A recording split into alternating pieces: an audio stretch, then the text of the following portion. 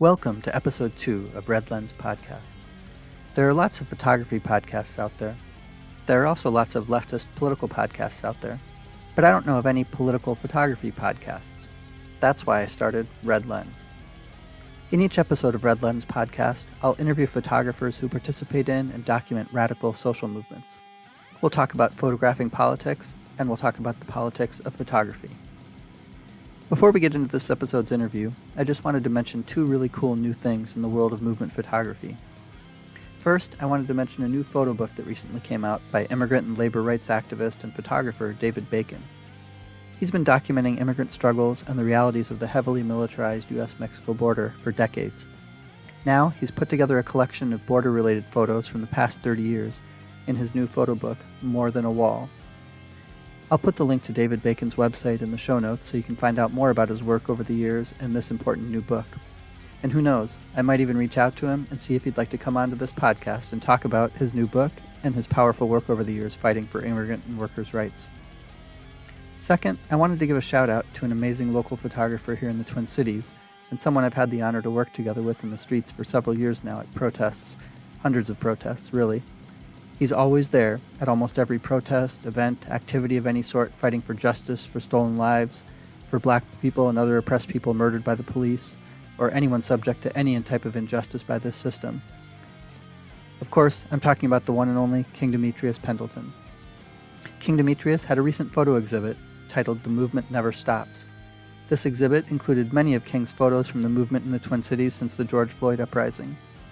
And there was also an accompanying book produced for the exhibit, which I'm not sure if it's still available or not, but if it is, I'll try to find out and share the link in the show notes. But in the meantime, do yourself a favor and go check out King Demetrius's website. It's at listenmedia.org. That's listenmedia.org. There you can see a lot of his movement photography and some of his live streams from literally hundreds of Twin Cities area protests. I'll also put a link to a mainstream TV interview with King Demetrius about his exhibit in the show notes. So with that, let's get right into the interview for this episode. This episode's interview is with the amazing Los Angeles-based activist and photographer Luis Sifuentes.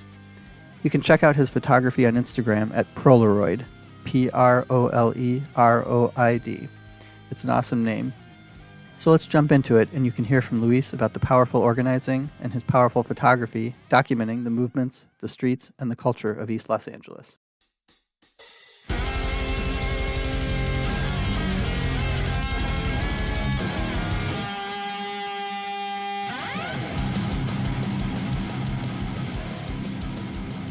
All right. Hello, everyone. Welcome to the second episode of Red Lens Podcast. I'm here today with Luis Sifuentes. Why don't you start by telling us a little bit about yourself, where you live, what you do? Yeah, so I live in Los Angeles, California. I live in part of LA called Montebello, which is like a city away from East LA. So that's how I'm able to like just go up and about. But yeah, I mostly grew up in Montebello and also grew up in East LA where my grandparents live. Grandparents always took care of me as a child. Well, my parents went to work and all that, so I'm pretty super familiar where all the cruising goes on because just like a couple blocks away from that. So yeah, I'm pretty much had the living in those worlds right there. What do I do? Right now, I'm a school bus driver. I drive for the Los Angeles Unified School District. I've been doing that since 2016, and yeah, ever since then, it's been, yeah, that job helped me out like a lot economically compared to like the other jobs that I had. Because after high school, it was kind of difficult to find a job during like the whole economic recession and all that, where a lot of these jobs who are now like desperately looking for people, back then they expected you to already have like work experience and all that, and they want you to have a car by 18, which was ridiculous. But yeah, ever since then I've been kind of involved with my union SEIU Local 99 like in 2018 when we were in the midst of about to go on strike for better wages and all that, and among other demands and all that. Oh wow. Yeah, So that is a union job then. That's cool. yeah. We were able to take off what was called a cap, which means that we were only able to allow to work a certain amount of hours in a month. And because of that, a lot of us, well, especially me, like starting out, like we didn't really make that much money, and there wasn't really an incentive to stay in the company. So a lot of people left after they got their commercial driver's license and all that. But we were able to take that out. So now I just work like much more hours and a lot more overtime. So I was able to like save more money and eventually got myself a camera. Oh, right on. So I like that you brought it back to the photography. Yeah. So, I mean, there must be, it's a huge school district, right? LA school Hmm. district is one of the biggest ones in the country. Like, so Yeah, if you guys went on strike, that would really have a big impact, right? yeah. That was more particularly with the union that focused on like drivers, like school bus drivers, truck drivers, people who worked in the cafeterias, custodians and all that.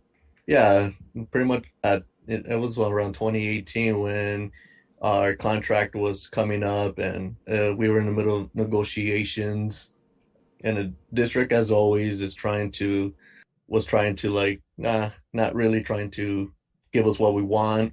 So the union had us vote whether we should go on strike or not with like a, and then it came back with like a 93% or something like that of the workers voted for the strike authorization.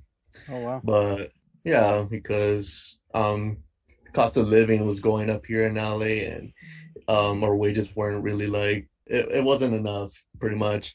But before we ended up going on strike, we reached an agreement and our wages went up and we got more hours, among other things. Right on. That's awesome. So yeah, you talked about doing that for work, but also brought it back to photography. So, you're involved in your union, it sounds like, and you're also an activist in the community and a socialist, right? And so all of that in addition to being a photographer. But so I guess before we jump into photography too deep, can you tell us a little bit about the other political organizing you're involved with? And, because that's also a big subject of your photography too. Yeah, I started organizing in 2016 with Centro CSO. One of my other homies invited me to one of their monthly meetings, and yeah, he just told me like, hey, there's this organization, they fight against like police brutality and so on and so forth. He even offered me a ride to go to the meetings and all. I was like, all right, fuck it, I'll go. And That's a good then organizer, offering you a ride even. All right. yeah. I was already like in that mindset that, well, fuck cops kind of thing. So I was like, okay, well, I never really heard of like any organizations who were doing that work around that time. So I went, and yeah, I met like Carlos, I met like Sol and Jared and all that, in CSO, and yeah, like they had like such a optimistic kind of attitude where they were down for the shit pretty much. So that's what kind of like attracted me to the organization to keep coming and all that. And then the meeting started, and more people started showing up, and then I met some people who had lost their kids to the LAPD. So they started speaking, and I think that had such a profound impact on me because I heard of these killings that happened months ago, but it was a different story where you actually meet the people who were impacted by that. So to me, the fact that CSO was able to bring people like that into a room to organize against police brutality and bring justice for their loved ones was a reason why I continuously got involved with CSO, because that's to me is like the perfect people to be organizing with, because they're the ones affected and they want justice and all that. And it was perfect compared to like other people who just organize against police crimes but don't really have any connection to the community or anything like that. So that's why it was like this. I thought this organization was perfect. Yeah, so that's, you said Centro CSO, and I think that stands for Community Service Organization. Is that right? Yeah, And it Yeah, has a long history, right? Like going way back to like Dolores Huerta and stuff. Is that right? yeah.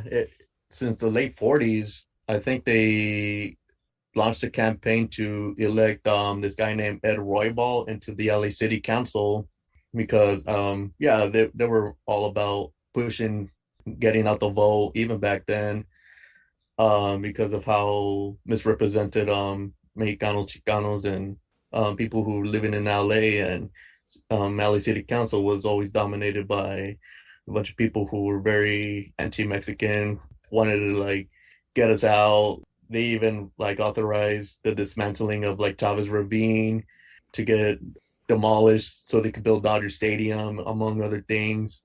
And Ed Roybal was one of the people who spoke out against police brutality against our people, among other things. So that's where CSO started having like a footprint in it. And then during the 50s, Bloody Christmas happened where they arrested a bunch of like Chicano youths, they put them in the jails, and then the people that worked in the jails got drunk at a Christmas party, and they literally beat the shit out of all these kids, and there was like a whole outrage about it where cops were brought into trial and all that, get some justice, because from what I remember in the pictures I saw, they were like very horrific beatings. Hmm. But yeah, that's the campaign that CSO from back then worked on. Eventually, they started getting involved with police crimes again during the 60s and through the 70s. And you guys also have organized around immigrant rights too, right? Right, right. Immigrant rights as well. And yeah, like Dolores Huerta and Cesar Chavez was trained by the CSO for back then, and then eventually they moved up north to start organizing with the United Farm Workers. So I thought that was like an interesting history that CSO had even from back then. Yeah. Yeah, and then eventually into the 60s, they started getting more members from people who organized the East LA walkouts to protest against the discrimination of the LAUSD racism that was going on there, where capital punishment was prominent in the schools in the East Side because the students spoke Spanish, and there was a very like just poor facilities overall where no real resources was going into these schools. The only options people had back then, well, Chicanos had back then, was you either join the military or you just go to prison or you just have a regular job. There's like no real options for the majority of Chicanos to go to college and all that. And it was kind of like, why waste our resources on them Hmm. kind of thing.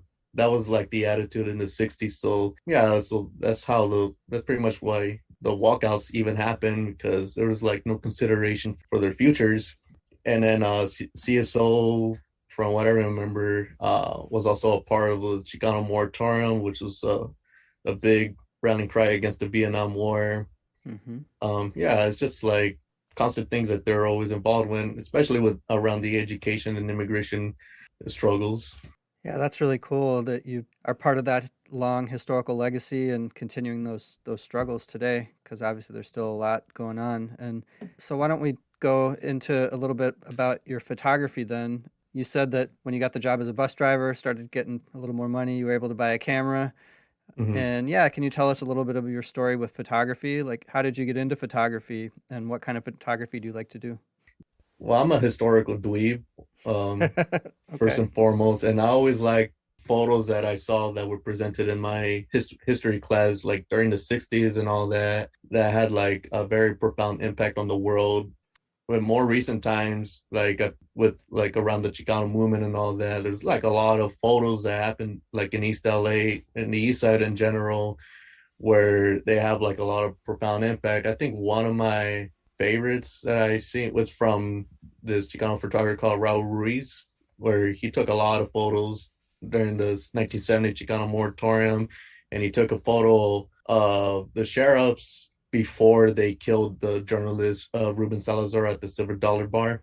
So there's things like that, and then there's photos that I always remember. It was like the 1968 Olympics in Mexico, and then during like the national anthem, I forgot their names, but they did the Black Power fist during the anthem. Oh yeah, Like those pictures are so powerful. yeah, like those are the type of pictures that I always liked. That the ones that shocked the world kind of thing. Yeah. I just can't remember all my favorites right now, but those are some examples. But before I was able to like afford a hobby like this, like I always use my phone, and as time goes on, the quality of the pictures get shittier. So I hated that. So I was like, all right, this was like in 20 early 2019 or something like that. I was already thinking about getting a camera, but I just didn't know which one. So I did all kinds of research, and I was like, damn, Yeah, all it this can shit get is overwhelming at first if you don't know. There's just yeah, so much different stuff and I know. So it was like, damn, all this shit is expensive. Yeah, so I just started off with like with an Instagram page. A lot of my homies, well, yeah, a lot of my homies is like got me like, yeah, just start up a page, blah blah blah, just post some cool shit, some cool photos or whatever, and it was like, all right. So eventually, like in December 2019, I decided to go with buying a Sony camera, and it came with a kit lens, and I also got myself an 85 millimeter for the close-ups kind of thing. I don't know. I just had this idea like sometimes I don't like wide angle photos. I like close-ups type of thing. So I yeah. just worked around that. And then 2020 came. I just started like well, still trying to figure out how to use this damn thing. So like during the night, like I play with the settings, and it'd go like not even like half a second or whatever. It got to the point where my camera would just freeze. I'm just like, what the hell did I just do? This was like during the night, and then I don't know where I was like, oh, okay, it's back. And then I just see the photo, and it's just like completely blurry. You can't even make out what it is. So it just took a lot of practicing, a lot of YouTube videos to figure out how to use it. The reason why I was always interested in photography is because I started becoming aware like how fast LA was changing, especially after the 2008 housing market crash. Like a lot of things started changing. Businesses were going out of business. More buildings were being abandoned. I started noticing like the murals at East LA and Boyle Heights was pretty much famous for. Like some of them were slowly disappearing or whitewashed. Gentrification was going up rapidly. People like outsiders were coming in with the intention to have their own vision of what the East Side should be. Hmm. So there's parts in LA like Silver Lake that looks nothing like how it did like prior to 2008 or even beyond in the 90s or whatever. And it started to happen in places that I would always frequent. So I took it upon myself to start taking photos of these things. Very ordinary, very like insignificant to, I guess, people who like always frequent there. But eventually it starts becoming significant when those things are not the same anymore, like a certain artifact or whatever is not there anymore. So Yeah, um with street yeah. photography, sometimes you don't even realize that a photo is significant until 10, 20, 50 years later. I look at photos of the city where I live from 50 years ago and it's just striking like how different it is. So, yeah. So Hmm. street photography, documenting all of those things was something that you wanted to do.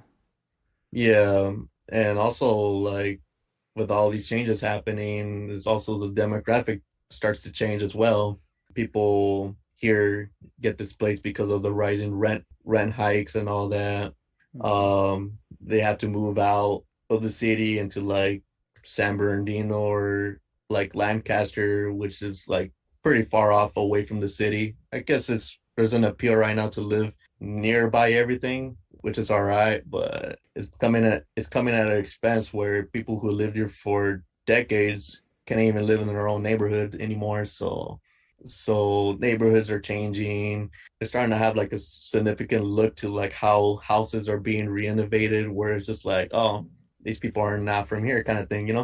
Yeah. But so people sell their houses or they can't afford to pay the property tax and all that. So or people who own those houses passed away, and the people who inherited can't afford to keep up with it, so they end up selling it kind of thing. Hmm. And then the newcomers come in and buy it or whatever. Yeah, that's one of the reasons why I take those type of street photography. Well, I started out with a phone, but yeah, that's probably one of the reasons why. And overall, I always solely believed in like keeping memories too, like personal ones, like with friends and family and all that. Hmm. Because sometimes, as time goes on, like some of them are gone. But yeah, that's also the reason why I started doing that because after high school, like some of the people that I knew passed away somehow or another. Like they're no longer with us, so it's just kind of like stuck in my head. It's like I just take photos with friends and all that stuff. Like this was like embedded in my head after high school, Yeah. or like one instance, like one of the homies' dad got apprehended by ICE and he was deported for a little bit. And because of that, they couldn't live in the house that they lived since he was like a child. So they had to move somewhere else, kind of Mm. thing. So yeah, always building memories and all that. But yeah, it always started off with keeping like memorabilia and all that.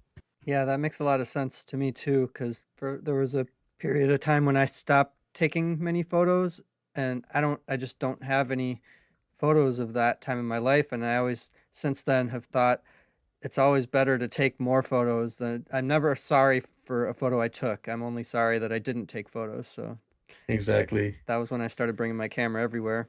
But yeah, since we're talking about street photography a little bit, can you maybe talk a little bit more about the neighborhoods where you do a lot of street photography? It seems like you've done a lot, like you talked about East Los Angeles, Boyle Heights, areas near there. You've also done some, I think, like in Compton and other neighborhoods. What neighborhoods do you like? What are those neighborhoods like, and how come you do street photography there? Or I think you did some on Skid Row too recently, right? Like, Yeah, I mostly take photos of things that catches my eye, I guess.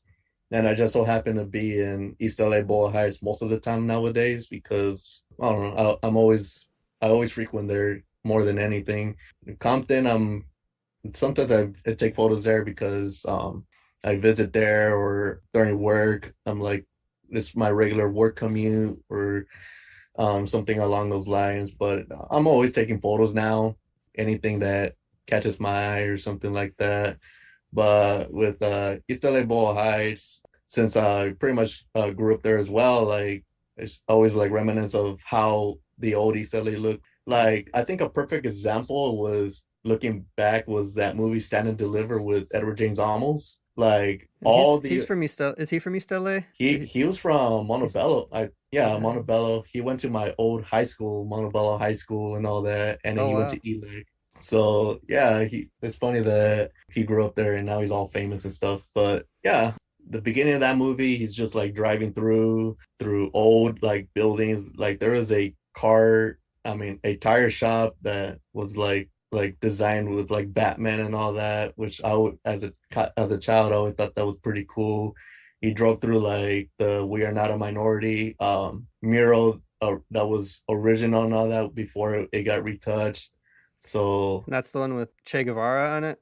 yeah, Yeah. yeah. So all these old places, it wasn't even like specifically East LA or whatever. He was like all over LA, and I thought that was weird going to Garfield. So that was funny. But yeah, like Yeah, because usually uh what shows up in movies from LA is like Hollywood. It's not East oh LA or yeah. whatever. Yeah, yeah. So all those old movies like still has some type of remnants of how things looked back then. And after high school, like with me, like seeing these changes happening all the time, it's just dang kind of thing. Well, sometimes like I forget what the old abandoned buildings were, but if I were to see like an old photo of it, I'll be like, oh yeah, this was this and that or whatever. It just depends on where I frequent. Like sometimes well, right now I work in the downtown area, so I'm always constantly like driving through Skid Row to get to like Boyle Heights, for example, or whatever occasion I go through. But Right. around, Like people who aren't from LA, if you hear Skid Row or Compton or East LA, like, the stereotype is, oh, those are dangerous neighborhoods. Like, but you're in those neighborhoods every day, right? So, and you have an expensive camera. Have you ever had issues with, someone trying to mess with you while you're taking pictures or anything like that? Or it's just this is just where people live in everyday life and no problem. yeah, I mean, it's just people living their everyday lives pretty much. even in Skid Row, like people mostly will see people who live in the streets and tents and whatnot, but they're just living their everyday life trying to survive in the hot or cold or whatever. And it could be very extreme. I try not to like discreetly document what goes on there because it could be mistaken as like poverty porn Yeah. to that extent. And I seen a lot of people who all like they dedicate their pages or whatever to just that and what the homeless people are up to or whatnot, like catching them like start fires or what. I mean, they have a particular agenda to kind of demonize them to get politicians to do something about they call it the problem. But I try to take it at an angle that is people that try to survive, just living their everyday lives pretty much. But because there's already enough of that type of like outlook that it's just a bunch of people just causing problems and all that. And yeah. I think of, I haven't been to Skid Row, but maybe could you describe it a little bit? Just because I think a lot of people maybe don't realize, and to me, it says a lot about the state of capitalism as it exists in this country now, that it's like a huge area, right? Block after block after block of homeless people or people that don't have an apartment or house that basically live there temporarily or permanently. It's just like a huge number of people, and that's just normal under capitalism in this country in this day. Yeah, the homeless population is getting bigger. I think now in LA County alone, there's like 60,000 people who are houseless right now. Mm. And in the city, it's just, yeah, you're bound to see it everywhere because of gentrification. They're pushing the homeless people out away from a certain region. Like there's a part of Skid Row that used to be Skid Row, but now it's called the Art District, and that's where they Wow. all the breweries started popping up, all the little art spaces and whatnot. So you start to see the segregation of like classes Mm. happening Mhm. because one point in downtown, you're like seeing like thriving shopping, people are shopping or whatever. And then literally like a block or two walking away from that, that's where you start seeing like people on the streets or they're shooting up or whatever. So you start to see like that divide that the cops also have a part in maintaining so they could keep people who they call them what do they call them? The transplants or whatever. I honestly hate these terms, but so they could keep the transplants comfortable and living like in these buildings that were built in the 1920s and these lobbies or that they lease for like what 5,000 a month or something like that. Wow. So yeah, so all these transplants don't have to see like the poverty that goes on, so they could like blissfully ignore it. And that's something that's common out here too, is that people have a complete disregard for people who are houseless. They just see them on the street as like, oh, they just walk by like it's just like dog shit or something, like literally like that's the mentality out here. It's like, oh, we just this is every day. We see this every day. Mm. So it's not really anyone that was like, hey, are you okay kind of thing. Sometimes, but not always, especially people who have just moved here or So driving a bus for work through different neighborhoods and different parts of LA, you get to see, I would guess, those contrasts that you're talking about of like super rich people and then people with no home. And is that some of what you're trying to document too with your street photography? yeah. Another reason why I document this kind of stuff is because the city is drastically changing because of the Olympics that are coming up in 2028, and politicians are doing everything they could to criminalize people, well, homeless people, pushing them. They're not even solving the homeless issue, they're just pushing them away into another part of LA. Hmm. They're not doing anything to help with the housing crisis. I mean, they're building shelters, but that's not really what is needed. Like these people need like permanent housing so they could have like a stable place of living so they could like kind of like get themselves out of the feet. But shelters are only temporary, where if you're there after a long period of time, then you get kicked out and you probably get sent to another shelter. Hmm. And on top of that, the homeless issue is very complex in the sense where a lot of people are also dealing with a bunch of mental illnesses Hmm. where they don't really, yeah, like people who are dealing with severe mental illnesses don't really have an idea like what's going on around them. Like they're living in their own world type of thing, and it's very tragic that the city is letting people live like this, where the whole vision of like, oh, you have the freedom to do whatever you want, like even you have the freedom to die in the street, apparently, but Exactly. uh, they're just like left to fight for their own lives at this point with with not really like resources. That sounds like a good transition to start talking about some of the photography you do at protests and other political actions. Do you do a lot of photography at protests? Can you talk a Mhm. little bit about that and like yeah, what are the kinds of protests you do photos at? And also like why do you think it's important to take pictures like with a nice camera at protests and when really pretty much everyone there has a phone and snaps some pictures during it. It's gets documented. People post stuff on social media right away. Why even bring a real camera to a protest and then spend time editing the pictures and put them out, a day or two later when people have already seen some pictures from that? Why do you think that's important? So I started going to protests around the time when Hillary Clinton and Trump were running for president. Hillary Clinton came to ELAC, a local community college, during Cinco de Mayo, and he got all these supporters lined up to see her in like the auditorium or whatever. Meanwhile, like the Mecha de ELAC, I believe, was the one that organized the counter protest against that, and that turned out really big. Yeah, there's obvious opposition to like the status quo within us, where they're just at this point we call it like Hispandering to our communities, like, oh yeah, Hillary is gonna help Mexicanos or whatever. But a lot of us, especially around my age, knew that all that was bullshit. Like just because We she's not a Republican doesn't mean she's actually doing anything to help your exact community. exactly. So I took some photos of that, and then literally like after that, I began going to these protests around the time when the Dakota Access Pipeline was going on. Hmm. Yeah, I started taking photos of that with my phone. Unfortunately, I lost them because my external hard drive crashed and all that. Oh no, But that's my biggest fear right now. got to back stuff up, man. Back it up. Yeah.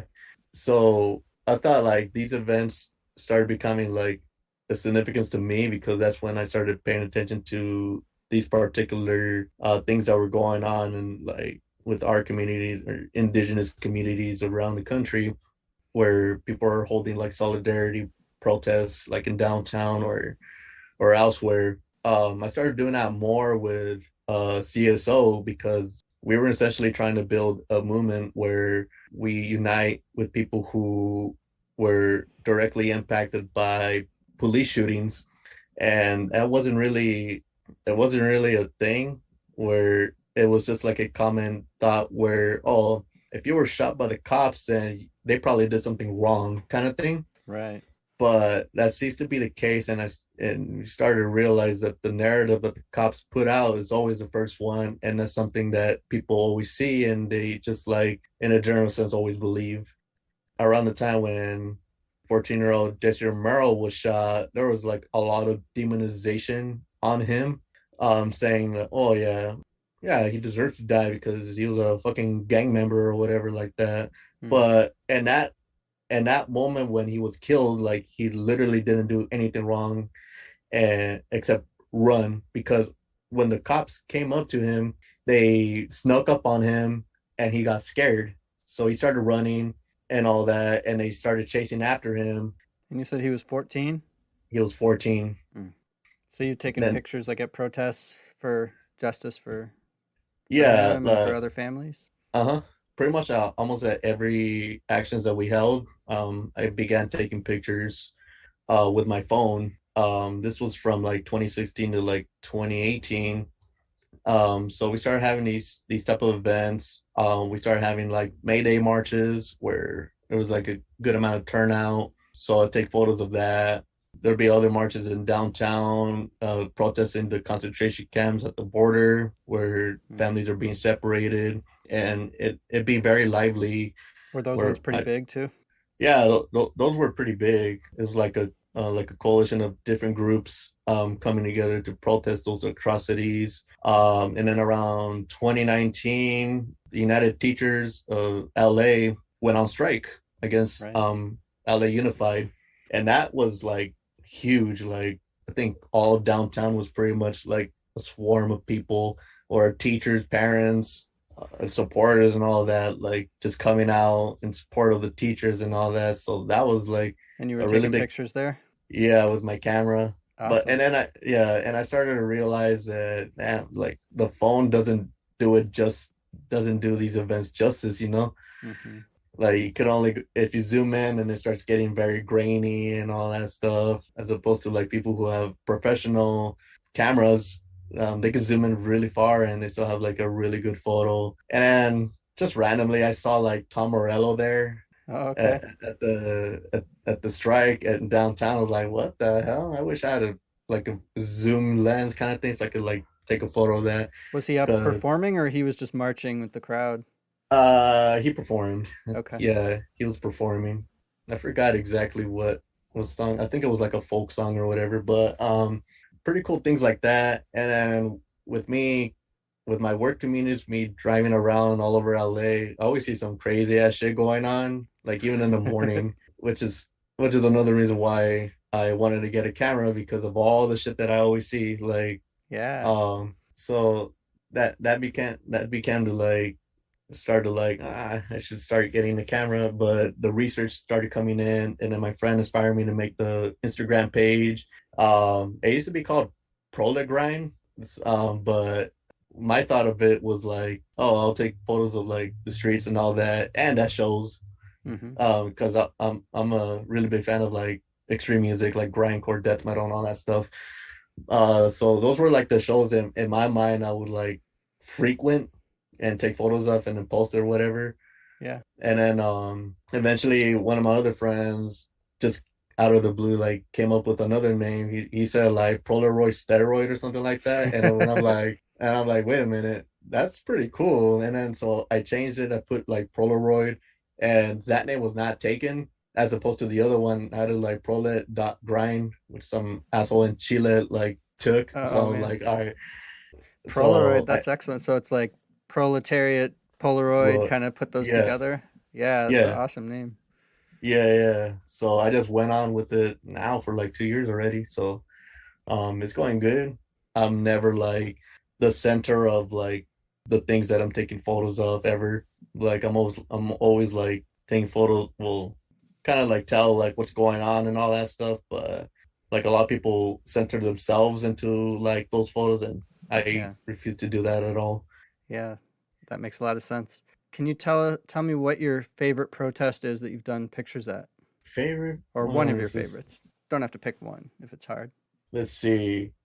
I would say around it would have to be around when the George Floyd uprisings were happening.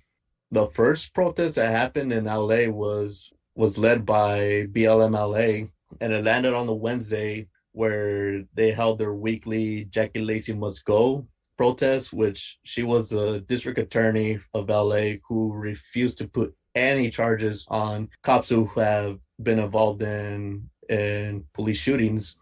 So we wanted her out. We put out a whole big campaign to get to vote her out and all that stuff.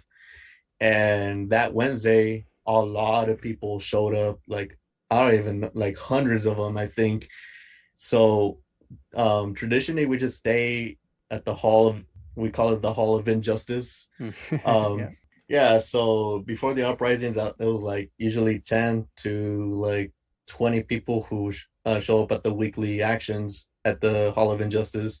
But when George Floyd was killed, several hundred people showed up.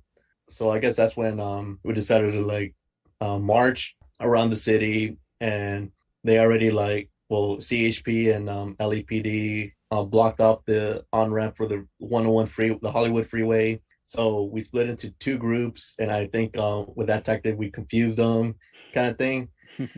And then eventually we met up again near the detention center, and then we were able to like get on the on ramp and all that stuff. Like a hordes of people were coming in and all that, chanting. And then we got like the west side of the freeway, and eventually we jumped over the barrier and ended up on the east side of the freeway. Wow. And then there was a squad car from CHP there, pretty much like trying to ram through the crowd, and eventually somebody got on the hood of the car, and he was already speeding off, trying to get away from the crowd, but this guy was still on, and he fell, went unconscious, and all that. Oh wow. Yeah, it became like fucking dramatic and all that. It was even seen like from the helicopter view, like how it all went down. But yeah, we stood there for like a good, I'm gonna say like 40 minutes or so. And then eventually like we got off the freeway. Well, the ambulance, firefighters came in to help the guy and get him out of the scene. And then eventually we got off the freeway. Like the opposite ends of the freeway were pretty much like parallel to each other. So it was just like a straight walk across, and it was like ground level too. It wasn't like an on ramp where we had to climb up or whatever. But we got off, and then we all like met at the we all marched back to like the detention center that was nearby. And that's where BLM ended the whole thing. It's like, all right, it's over, thank you for coming, and whatnot. But people still like began to protest. Like they scattered around. A lot of tagging was going on. Like people were breaking windows and whatnot. There was like a heavy police presence going on right there. Like I couldn't even get to my car in a parking structure that I parked it at usually. So it was like a lot of walking for my fat ass. But And you were getting photos during this all when all this was happening? yeah, I mean, I decided to leave around that time because I thought, ah, shit, they're probably gonna start arresting people and all that stuff. Yeah.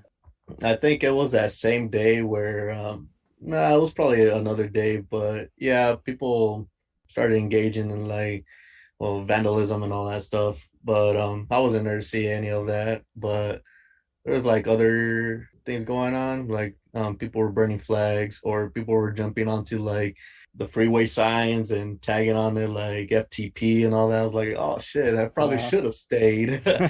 but um but yeah, there was that one. So And then there was also recently a protest in LA that I saw you took photos at where the cops attacked an abortion rights protest, and that was real recent, right? Can you tell us about that one? yeah, so that happened after like it was announced that the Supreme Court would overturn Roe versus Wade. So there was like an emergency action in downtown at the U.S. federal courthouse. It started off right there with a couple speakers from like different left forces, and people who attended the event spoke of their experiences, why having access to abortion is important and whatnot. And eventually we marched down a couple blocks into Pershing Square. Yeah, and then like 40 minutes in, like there was like a rally and all that. I was already like in the streets and all that. People were leaving, going back to like square one, but the Federal Protective Services, which what is only supposed to be like guarding the courthouse, right? Ended up like 5 blocks away from the courthouse, and he just was trying to like ram us up through the crowd. And then all these like I guess black block people began to like engage in confrontations with them, where they just decided to take over the street and all that. Start got intense really quick. What's I'm gonna call it? And then more back, another squad car from the Federal Protective Services, the Homeland Security came. One came out with a nightstick. The other one came with like a riot gun. And right off the bat, this guy started pointing it at everyone. He pointed it at me too. I'm just like, oh shit, what the fuck? Whoa. Yeah, I didn't catch that because I had my Fuji camera, and those things don't like have like a fast shutter speed. Well, take photos in a rapid pace, so I missed that part. Oh no. Yeah, so they started like shoving people unprovoked and all that. Because of that, people started like hitting their cars, breaking their windows and all that shit. So I was like, all right, fuck these fools. But yeah, I stayed around until like more they called LEPD for backup, and then that's when those fools started like pushing people, attempting to arrest them and all that. I was marching back towards like where the courthouse was, and then there was like this cop that I don't know exactly what he did, but he tried to tackle him. There were like two rookie cops, they tried to tackle him down. There was like a squad car. The squad car was from here, and then they ended up like almost across the street. And when he pushed them down, like they almost pushed his face into a fucking fire extinguisher. That was Wow. like it was like this much. So that was scary. So I saw that video online, and then I posted it with like the pictures that I saw, pictures I took of them, like when it was happening. I didn't take any video, but I saw that one online. I was like, all right, I was there and I took the photos. So I put that in one post. But pretty much people around there were able to like help de-arrest him. So he got away. The cops were like intimidated, scared shitless, and all that stuff. And one of them was already ready to pop his gun out of his holster. So we all started running after, like, oh shit, this fucking Oh pig is gonna man. shoot us and shit. So that was pretty crazy. It got crazy really quick. And just how crazy is that this is a protest against the leak of the document saying that abortion is going to be made illegal or in large parts of the country.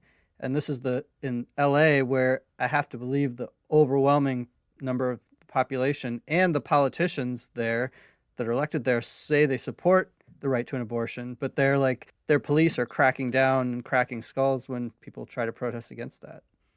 I know. And that's the thing too. It's just that the news always tries to have this narrative that we're the ones who are instigating violence, but it's always when the moment when cops show up to the scene and try to provoke something out of us is when that shit starts. And I think that's what has always happened throughout the uprisings in 2020, Mm-hmm. where there was like legit evidence of like in Long Beach, for example, where there was undercover cops themselves throwing fucking bricks at windows and kind of thing, and try to like get other people to join in order for them to like pretty much create the chaos, which I thought was crazy. And then the news tried to frame it like, oh, like rioters, blah blah blah, and like they're there to just rob businesses or whatever and all that. But me seeing it for myself, that's how it mostly always goes down. So That's why one of the people day, call it like a police riot, right? Because that's usually what instigates it. The yeah, police. exactly. And I think that has been their tradition since forever. Even like during the Chicano moratorium in 1970, that's how it pretty much went down. It's like, oh, somebody was robbing a liquor store, so we had to go find him. He went into the crowd, so that's why we sent like hundreds of sheriffs to go beat on people that had kids with them and all that stuff. It's just like a common practice that they always do. Yeah.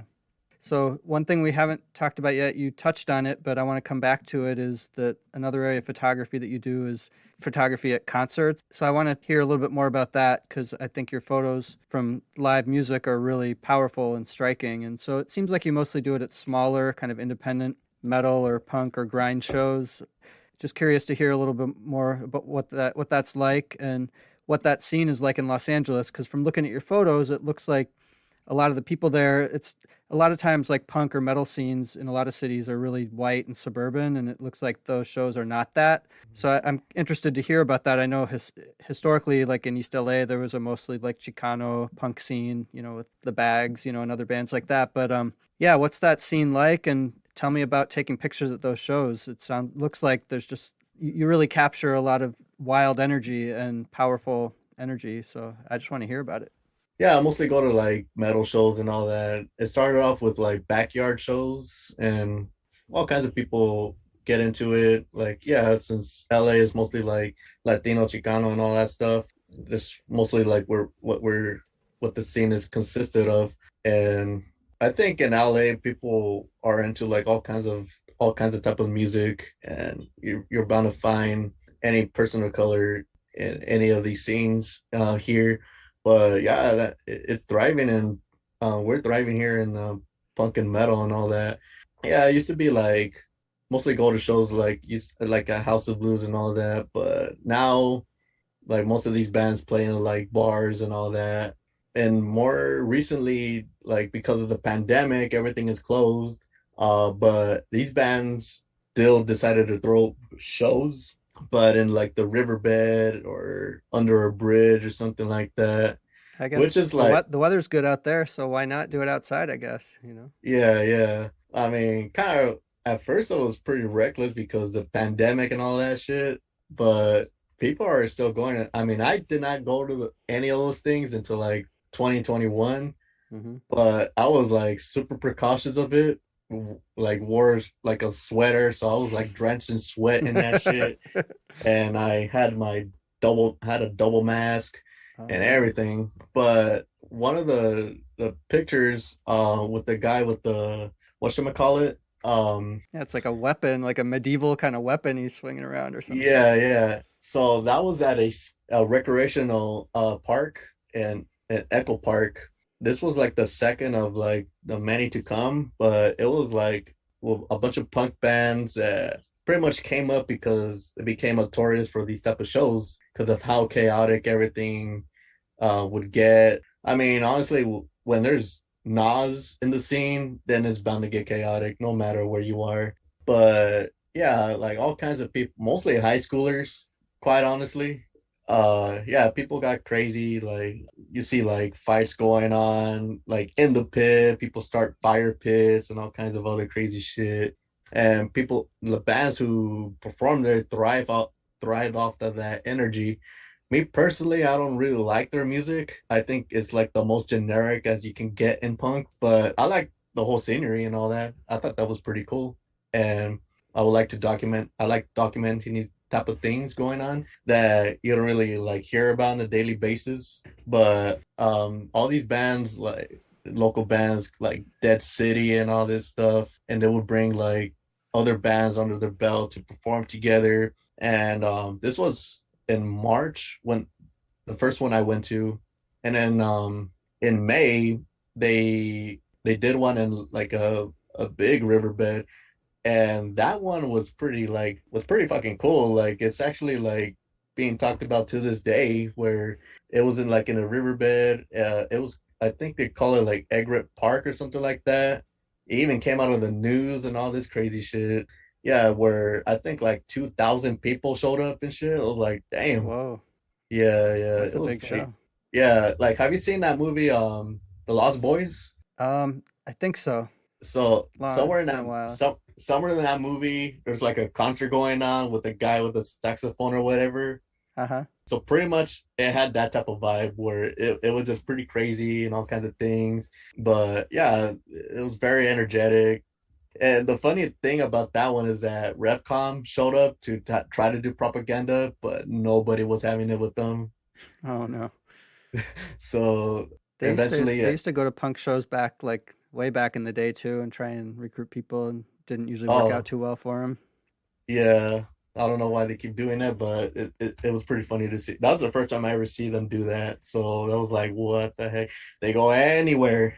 But yeah, that was a pretty memorable show. I wish I actually took my good camera and all that. Like around that time I started getting into film photography, so I just like went off of that, took photos of people fighting and all kinds of things, but little scenes, but I seen photos of people taking shots of like the whole crowd, which is like, I should have probably done that or whatever. But anyway, I was just living in the moment with my 40, hanging out with my friend that I went there with. But it was pretty interesting. Like the walk to get to like that particular spot was like going over a bridge. It was like near the 5 freeway and all that. There was like a mountain, and then lower level is like the riverbed. I can't even describe it.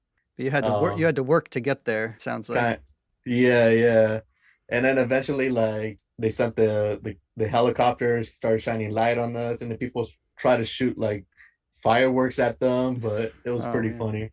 Have you ever had your camera or lenses damaged like if you're like up in front trying to take pictures at a show and there's a pit and people get a little crazy? Oh no, thank God. But my camera did get kicked when somebody was crowd surfing, but this was like at a show before the pandemic started. Yeah, he kicked it, but nothing bad happened to it. So So you got lucky. it, I got lucky, yeah. Like, and I was taking a video when it happened, so you see like the camera shake a little bit, and then you just see the food just falling into like the crowd and all that. Oh man. So that was pretty funny to capture. But yeah, I always like taking photos at concerts. It was always with a phone as usual, and quality doesn't do it justice. Yeah, especially it's Um, usually low light and there's a lot of fast movement, so you just get a yeah, lot of blur, right? exactly, exactly. Maybe for video, but sometimes even video, like the sound gets blown up, so it's not even worth doing that. It's just like enjoying what you see in front of you at that point, unless you have a professional camera. Like Right. some people already asked me, like, "Hey, can you send me those videos that you took at the show, blah blah blah?" And it was like it'd be like the manager of the place that held the show kind of thing, Mm-hmm. like the venue. So I was like, "Oh, okay, fuck it," and then send it to them or whatever. So with your concert photography and street photography, sometimes you do a lot of shots in black and white. So I'm just Hmm. curious what you think about, like why you do that. What do you like about black and white photography? What I like about black and white is it gives it like a very dramatic feel to it. Is why I think that's the reason why I got into like film photography too, because with film in black and white, it just conveys like this feeling to a photo, no matter what it is, and that's something that I try to convey with my own photos, especially if it's like a particular subject that I take a photo of, or like a scene, or try to convey like a I guess like dystopic or depressing type of feeling to the photo. Sometimes I just like it because the way it looks, compared to like if it was in color, like if there's not really anything like for color is perfect, like if there's like a certain lighting or whatever.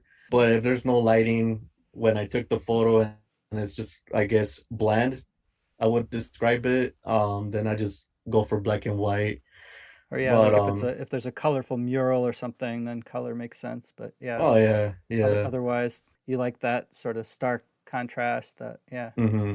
Mm-hmm. Something that pops out, like even in color, like I like a photo that pop out at you. I try not to like edit the photos to the point where they look completely unrealistic, Hmm. like completely photoshopped and all that. Like I used to like fuck around with my photos like that before, but that was me just like not knowing what to do. So I'm just like um Yeah. So do you use Lightroom or Photoshop or usually? Lightroom. I cannot figure out Photoshop for the life of me. I don't know Yeah. why. Yeah. Yeah, same here. Like when I first started using Lightroom, I think a lot of people do this. You discover like clarity and then like crank it all the way up and it's like, ooh, that looks really cool, you know, but then you look at it a year later and you're like, yeah, that was too much, you know. But it's just the process Yeah, of learning, you know. exactly. For me, it wasn't clarity. It was the other one, dehaze. Oh, I love D Hayes. Yeah. Yeah, like when I take a photo of the city or whatever, I was always trying to figure out how to like get the city, but also like make the sky darker without looking like all blown up. Before I didn't understand like composition and all that stuff, but there's so much where it didn't even look right, where you see like little zebra lines on the sky, like I don't know. Yeah. So sometimes so yeah, it starts off with like how you like set up your camera and all that stuff, and you can work your way from there. Before I had didn't have like the slightest clue on how to do all that, and I see examples of like other people doing it. I'm just like, damn. And then I realized all that stuff is photoshopped and all that stuff. So I was like, oh, no wonder.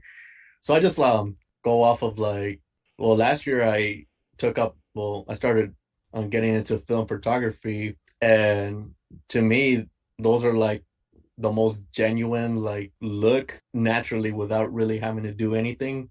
Hmm. So that's how it inspired me to like kind of like imitate like the colors and all that stuff, like black and white and all that. Hmm. So it doesn't look unnatural to the point where it looks unrealistic, but like try to like compare it to where it does look natural and it could also be kind of compared to film, but not really.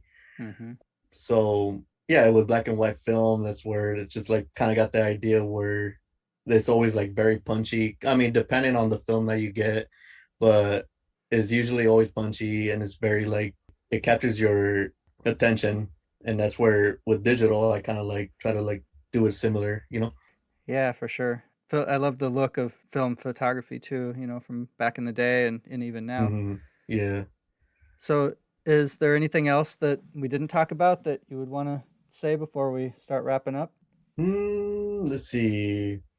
Sure. I mean, well, can we talk about things that annoys me? Yeah, go for it. All right. So, since the George Floyd uprisings, I realized that a lot of photographers out here who did not have a single interest in politics or social issues or whatnot jump into a bandwagon where they show up to protest at, where people come together because they want things to change, but they use that as a photo opportunity to up their own career opportunities and all that. And I feel that's very opportunistic and very vulture. Yeah, I would say vultures to the sense where they take photos and they attempt to sell them for thousands of dollars so they could, because that's their only source of income. But they do all this, but they don't give anything back. Yeah, start to see people who are genuine and who are fake like that. Now that things are kind of like dwindling down, like there's only like there used to be dozens of people who would come with the big ass cameras and all that stuff, but now it just went down to five. But I honestly do really hate that. That's like very obnoxious and very annoying where people just have their own like little galleries of these events that they took, but they don't mention the organizations, they don't mention any of those things. They just like want to capture the photo because they want to get like some type of like prize or whatever. And me personally, I see photography as a hobby. All I want to do is just like have my own archives of like what we talk about, like the rapid changing of LA, like the social issues that goes on in East LA Bowl Heights and LA overall. But yeah, I just want to like convey this stuff, put it out there more, especially right now. Locally, we are battling against the deputy gangs that we have here. And we're pretty much trying to build a movement to dismantle these things. And I think that is an important thing to And highlight. that's cop gangs, right? Like gangs Yeah, of cops within the police department. exactly. That's what we're dealing with here. And it's going to be an uphill battle. And that's something that keeps me consistent and always taking photos is because of this particular battle that we are having against the system where the sheriffs have their own gangs and they're executing people off the street so they could get jumped into the gangs to get their tattoos and all that stuff. And it's a developing thing. Like we have a lot of reasons to believe that the main sheriff is a part of those gangs and he's denying that these gangs exist and doxing and gaslighting the families who are speaking out against their killers and all that stuff. But where are all those people now, like that were around from the uprisings? Like this shit is big, but they're most more focused on their own careers rather than pushing like something that we're trying to change in the system. Honestly, make any type of change, like dismantling the deputy gangs, dismantling the sheriffs and all that stuff, and how badly they're militarized and all this money that they hoard instead of like resources, money going into like mental health resources or other community resources. But if people are just there to just take photos for their own gains, then they can respectfully fuck off because we don't need people like that, especially if they try to center themselves for their own thing for because everyone here wants to be a celebrity for some reason because of Hollywood. Like, oh, look what I'm doing. I'm holding a sign kind of thing. And then they just leave and don't really help any substantially. Even the people who have the money that can donate, but they don't, Hmm. we don't need you. That's all I got to say about that. Mic drop, yeah. So it's for you, it's important, it sounds like, for photographers or people who are documenting these movements to have a real connection to the organizations and the movements that we're working with, right? Yeah, I do believe that. Yeah, I agree. Well, why don't we just wrap up with letting people know how they can find your photography online, and also how can people find the organizations that you talked about? Because, like we're saying, it's not just about taking pretty pictures or getting lots of likes on Instagram. It's about promoting these movements that we're photographing. So yeah, how can people find your photos online, and how can people find Centro CSO and any other organizations you'd want to highlight? Okay. Yeah. On Instagram, I'm Prolaroid, PROLEROID. Instagram page that I do just highlight like social political issues going on in LA. And on top of that, like street photography of things that I find intriguing and all that, like, or captures a moment. And with Centro CSO, You can find us on Facebook, Instagram, Twitter, TikTok, Mocha Space. No, I'm just kidding, not Mocha Space. Um, We all got a TikTok. All right. yeah, yeah. I'm also part of Freedom Roll Socialist Organization. You can find us on Instagram and Facebook on FRSO Los Angeles. Yeah, those are pretty much the organizations that we're pretty much involved in. All right. Well, thanks so much for your time here. And I really look forward to getting this out and having people learn more about the work you do and about the organizing going on in LA and how people can support that. Yeah, thanks for having me on, Brad. You can support Red Lens Podcast by supporting my Patreon. Go to patreon.com/SiegelPhotos, SIGALPHOTOS, and sign up for a small monthly donation. That will go a long way in helping sustain the podcast and my work as a political photographer. Thank you for checking out and supporting Red Lens Podcast.